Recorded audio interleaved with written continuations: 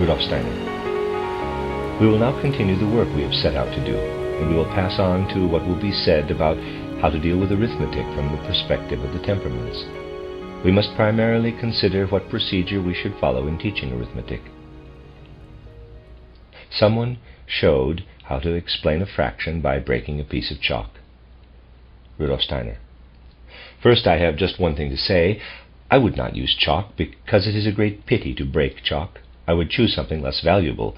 A piece of wood or something like that would do, wouldn't it? It is not good to accustom young children to destroy useful things. End section. Question. Does a child who slouches and lacks a proper vertical position find it more difficult to understand spatial and geometrical forms because of such a problem? Rudolf Steiner. Not to any perceptible degree. Things of this kind depend more on the tendencies found in the construction of the human organism rather than on the build of an individual. This was once brought more forcibly to my attention after a lecture in Munich. I had explained in the lecture that it has a certain significance for the whole structure of the human being that the backbone is in line with the diameter of the earth, while the line of the animal's back is at a right angle to it. Afterward, a learned doctor from Karlsruhe came and asserted that when a person is asleep, the spine is in a horizontal position. I replied, quote, "It's not a question of whether a person can move the backbone into various positions, but that the whole human structure is arranged architecturally so that the backbone is ordinarily vertical, although it can be placed at a slant or any other position." Unquote. If you did not consider this, you could never understand how certain potentials found in the intellect appear even when the senses themselves are not active, for example in someone born blind. The human being is constructed so that the intellect has certain tendencies in the direction of the eyes, and thus, even in the case of those born blind, it is still possible to evoke mental images that are connected with the eyes, such as in the case of someone like the blind Helen Keller. What is important is the tendency, the general dispositions of the human organism, rather than what may be the result of a chance situation here or there. I would now like to add the following to what was said. It is not so much a question of criticizing these things, because that can always be done. What matters is that things of this kind are brought up and that we try to understand them. Let's start with addition, and first see what our view of addition should be. Let's suppose I have some beans or a heap of elderberries. For our present task I will assume that the children can count, which indeed they must learn to do first. A child counts them and finds there are 27. Yes, I say, 27, that is the sum. We proceed from the sum, not from the addenda. You can follow the psychological significance of this in my theory of knowledge. Footnote, see Rudolf Steiner's Goethe's Worldview and The Science of Knowing, Outline of an Epistemology Implicit in the Goethean Worldviews, both Mercury Press, Spring Valley, New York, 1992 and 1988, end footnote. We must now divide the whole into the addenda, into parts, or into little heaps. We will have one heap of, let's say, 12 elderberries, another heap of 7, still another of, say, 3, and one more, let's say, 5. This will represent the whole number of our elderberries. 27 equals 12 plus 7 plus 3 plus 5. We work out our arithmetical process from the sum total 27. I would allow this process to be done by several children with a pronounced phlegmatic temperament. You will gradually come to realize that this kind of addition is particularly suited to the phlegmatics. Then, since the process can be reversed, I would call on some choleric children and gather the elderberries together again, this time arranging them so that 5 plus 3 plus 7 plus 12 equals 27. In this way the choleric children do the reverse process. But addition in itself is the arithmetical rule particularly suited to phlegmatic children.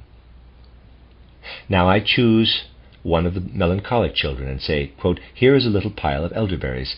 Count them for me," unquote. The child discovers that there are, let's say, 8. Now I say, quote, "I don't want 8, I only want 3. How many elderberries must you take away to leave me only 3, unquote. The child will discover that 5 must be removed. Subtraction in this form is one of the 4 rules especially suited to melancholic children.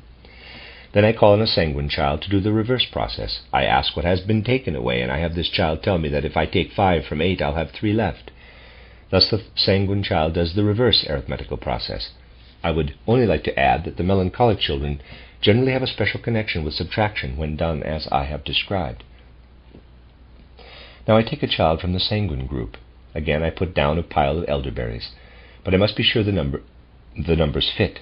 I must arrange it beforehand, otherwise we find ourselves involved in fractions. I have the child count out 56 elderberries. Quote, "Now look, here I have 8 elderberries, so now tell me how many times you find 8 elderberries contained in 56. Unquote. So you see that multiplication leads to a dividing up. The child finds that the answer is 7. Now I let the sum be done in reverse by a melancholic child and say, quote, "This time I do not want to know how often 8 is contained in 56, but what number is contained 7 times in 56. Unquote. I always allow the reverse process to be done by the opposite temperament.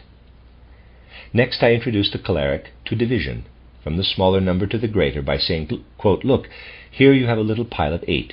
I want you to tell me what number contains 8 7 times. Unquote. Now the child must find the answer, 56, in a pile of 56. Then I have the phlegmatic children work out the opposite process, ordinary division. The former is the way I use division for the choleric child, because the rule of arithmetic for the choleric children is mainly in this form, division. By continuing in this way, I find it possible to use the 4 rules of arithmetic to arouse interest among the 4 temperaments. Adding is related to the phlegmatic temperament, subtracting to the melancholic, multiplying to the sanguine, and dividing, working back to the dividend, to the choleric. I ask you to consider this, following what N has been telling us. It is very important not to continue working in a singular way, doing nothing but addition for 6 months, then subtraction, and so on, but, whenever possible, take all 4 arithmetical rules fairly quickly, one after another, and then practice them all. But at first only up to around the number 40. So we shall not teach arithmetic as it is done in an ordinary curriculum. By practicing these 4 rules, however, they can be assimilated almost simultaneously. You will find that this saves a great deal of time, and in this way the children can work one rule in with another. Division is connected with subtraction, and multiplication is really only a repetition of addition, so you can even change things around and give subtraction, for example, to the choleric child. End section. It was suggested that one begin with solid geometry. Rudolf Steiner. With adults it is possible to begin with solids, but why should you want to go from solids to plane surfaces with a child?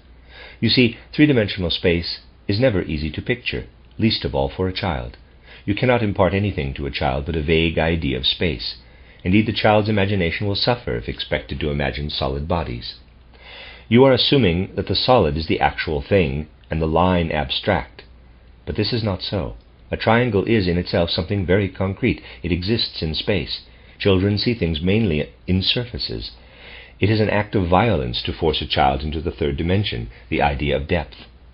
If children are to apply their imagination to a solid, then they must first have the necessary elements within to build up this imaginative picture.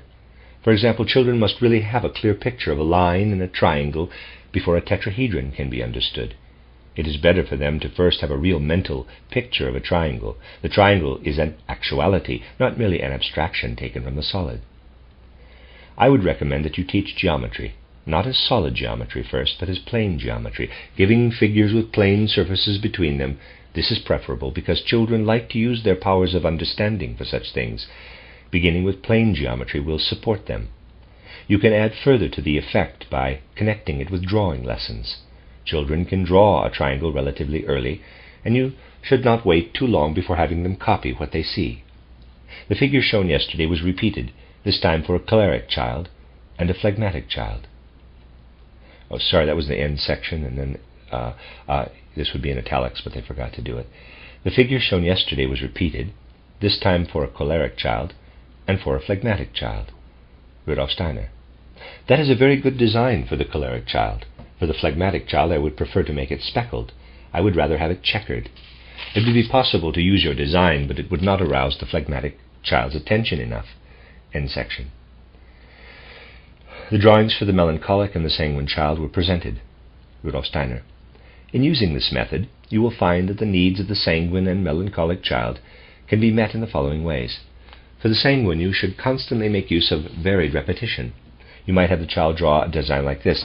It looks like the tiny little ends of fingers, let's say a whole bunch drawn in a long curve.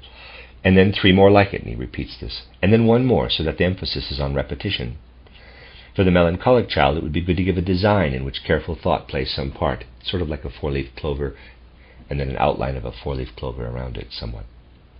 Suppose you have a melancholic child. First draw a form like this, figure A, and then the counter form, figure B, so that they complement one another.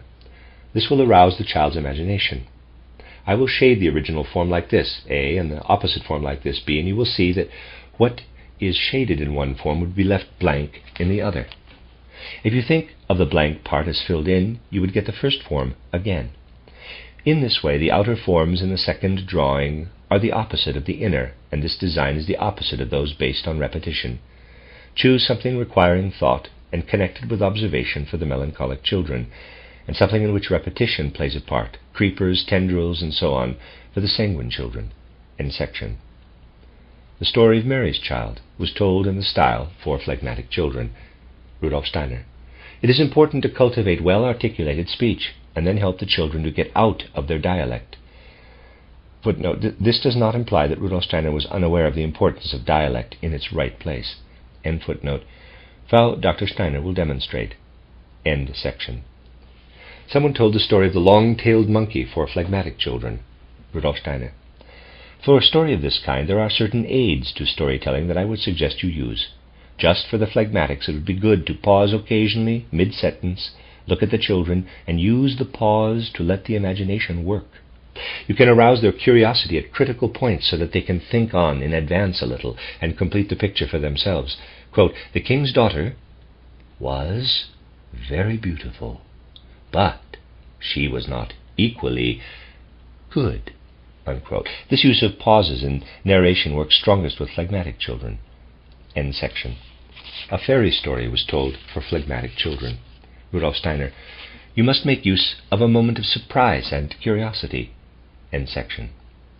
Someone told an animal story for sanguine children about a horse, a donkey, and a camel. Which do you like best, the horse or the donkey? Rudolf Steiner. Some melancholics will prefer the donkey. With these descriptions of animals, I would ask you to remember that as far as possible they should lead the child to observe animals, for descriptions of this kind can contain true natural history. End section. Someone else told the story of a monkey who escaped into the rafters, first for sanguines and then for melancholics. Rudolf Steiner. Yes, in certain cases that would make a very good impression on the melancholic children.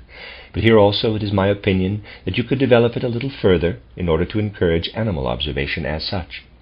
I would like to remind you that consideration of the child's temperament should not be neglected, but you can safely use the first 3 to 5 weeks to observe the temperaments of your pupils and then divide them into groups as spoken of here. It would also be good to consider the extremes of the various temperaments. Goethe's world-view led him to express the beautiful idea that one can understand the normal by studying the abnormal. Goethe views an abnormal plant a misshapen plant, and from the nature of the malformation he learns to understand the normal plant. In the same way you can find the connections between the absolutely normal and the malformations of the body-soul nature, and you yourselves can find the way from the temperaments to what is abnormal in the soul life. If the melancholic temperament becomes abnormal and does not remain within the boundaries of the soul, but rather encroaches on the body, then insanity arises. Insanity is the abnormal development of a predominantly melancholic temperament.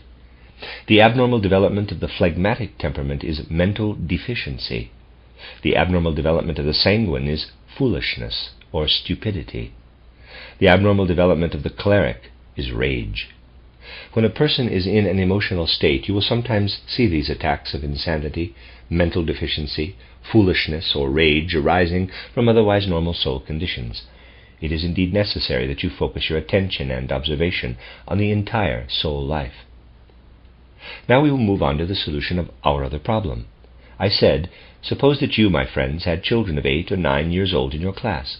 What would you do if 3 or 4 weeks after the beginning of term you noticed that a phlegmatic, a choleric, and a melancholic child were to some extent becoming the 3 Cinderellas of the class, so that all the others pushed them around and no one wanted to play with them, and so on?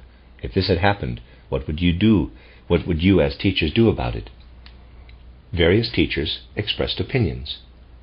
Rudolf Steiner. You should never allow the children to inform against each other. You must find other ways of discovering what has caused them to be Cinderellas. As teachers, you will often find that you have to help raise the children. If they get into all sorts of naughty ways, their fathers and mothers will come and say, for example, "My child tells lies." You would seldom go wrong to give this advice. Say to the parents, quote, "Imagine a story in which an untruthful child is placed in a ridiculous position, where the child, because of lying, is led into a situation that appears absurd, even to the child. If you tell the child a story of this kind, and then another, and still another like it, you will, as a rule, cure your child of the tendency to lie." Unquote. Similarly, you will find it helpful to insert into a story everything that has been said about the three Cinderellas, everything you can hear and discover about these children, and then you can tell this story to the whole class. The effect of this will be that the three Cinderellas will be somewhat comforted, and the others somewhat ashamed. If you do this, you will certainly find that even at the first attempt, and even more after the second, you will succeed in restoring a friendly social atmosphere, a mutual sympathy among the children. You should continue with a similar story throughout the term. Tomorrow, we will take another case that also happens sometimes, which certainly cannot be treated by telling a story that comforts some of the children and shames the others. Suppose you had children of 8 or 9 years old in your class, and one of these small fries had discovered a particularly mischievous trick. These things do happen.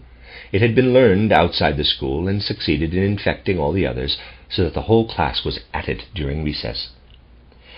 An ordinary schoolmaster would go to the extreme of punishing the whole class.